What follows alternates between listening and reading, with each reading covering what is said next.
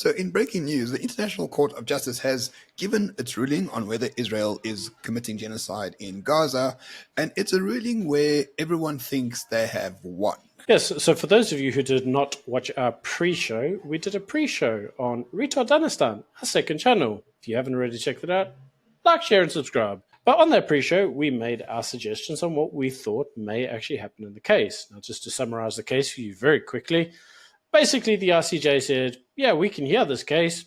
There are a dispute between two sovereign nations. The dispute relates to the potential for genocide. We've heard some cases.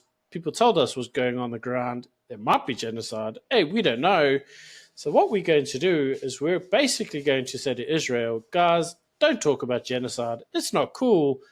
And don't kill everybody. Like, it's okay if you have your military operation. We understand there's hostages, but just relax the bombing a little. Like, just be a little bit more careful where you bomb. Essentially, and what South Africa wanted was to say that the ceasefire must exist. Israel must stop bombing Gaza. Israel must stop invading Gaza. The ICJ could not give such a ruling. The ICJ merely said, Israel, continue what you're doing. Just report back to us like in a month, and we'll give you like a gold star or something like that. And please just don't sing about it. You know, if you're gonna kill people, do it, but just don't sing about it. Which, you know, I think is a lesson that people in South Africa can learn as well in this regard. But I've noticed on Twitter and everywhere, especially in South Africa, the South African government are saying this is a victory, this is wonderful, this is fantastic. But it really is not. It is really a judgment that says nothing for no one and signifies no change whatsoever in what Israel's going to do and signifies no change in what the outcome is going to be in this particular regard. So, after all this time, pressure, money, nothing has changed. No, and I think it's very easy to determine that this is exactly the outcome that would have resulted from the case itself.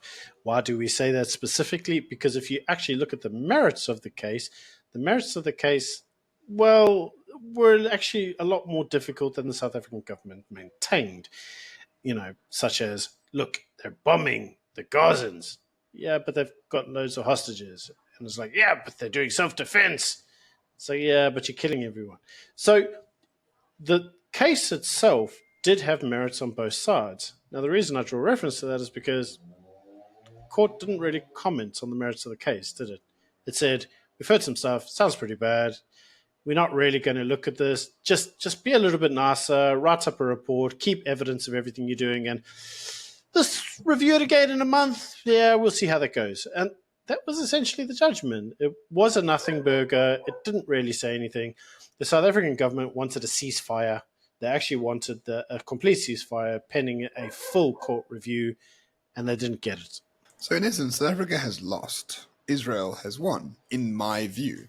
South Africa really wanted the death knell, and the death knell was ceasefire immediately. Because if that was the case, egg on the face of America, egg on the face of Europe, and a lot of support and affirmations for those who are against the Western imperialist powers, as they like to call them.